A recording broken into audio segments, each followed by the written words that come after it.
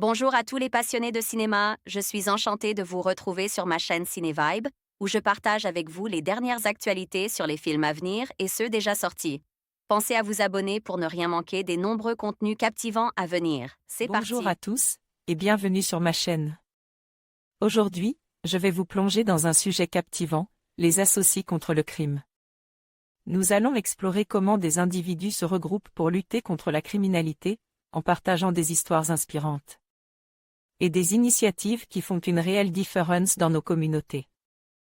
Je vous parlerai également des défis auxquels ils font face et des stratégies qu'ils mettent en place pour créer un environnement plus sûr. Restez avec moi pour découvrir ces héros du quotidien qui s'engagent à protéger notre société. C'est parti. Studio Canal, date de sortie, 22 août 2012. Déception. Bélisaire Beresford a le don d'agacer sa femme. Il faut dire que le colonel vient de publier un récit d'aventures héroïques qui fait bien peu de place à sa bien-aimée Prudence. Vexée, celle-ci profite d'une occasion pour monter sa propre agence de détective, à Genève, dans laquelle elle souhaite que son mari ne prenne pas part. Ils vont pourtant tous deux se lancer à la recherche d'une actrice d'origine russe récemment disparue. Studio Canal, Pascal Thomas adapte. Pour la troisième fois, un roman d'Agatha Christie issu de la série de nouvelles regroupées dans le recueil Partners in Crime. Après Mon petit doigt m'a dit et Le crime est notre affaire, deux épisodes plutôt réussis, respirant fraîcheur et incongruité. Voici que le troisième volet, qu'on attendait avec une impatience non dissimulée, s'enlise dans un flot de situations plus qu'invraisemblables.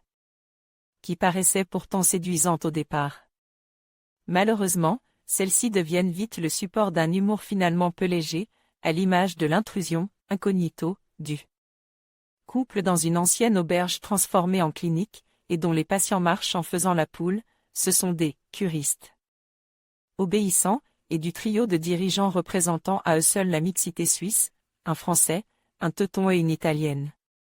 Malgré sa forme indéniable et son aisance décontractée, Dussolier trouve peu de répondants dans les exagérations de Catherine Fro. Et le duo a du mal à prendre sa vitesse de croisière, chacun semblant jouer de son côté. Pourtant cette étrange enquête autour d'un mystérieux docteur ayant développé une potentielle cure de jouvence redeviendra sur la fin tellement décalée qu'on en redemanderait presque.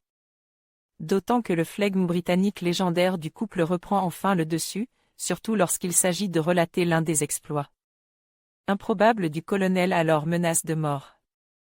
Sa femme étant à peine inquiète et ne faisant rien pour le sauver, leur relation semble lorgner de plus en plus vers celle d'un autre.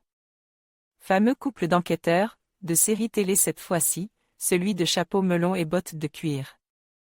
Les acrobaties en moins. Olivier Bachelard envoyait un message au rédacteur. En conclusion, Associés contre le crime, nous rappelle l'importance de l'unité et de la solidarité dans la lutte contre la criminalité. Ensemble, nous pouvons créer des communautés plus sûres et plus résilientes. Chaque action compte, qu'elle soit petite ou grande. Engageons-nous à rester vigilants et à soutenir ceux qui œuvrent pour un avenir sans crime. Merci de nous avoir rejoints dans cette exploration essentielle.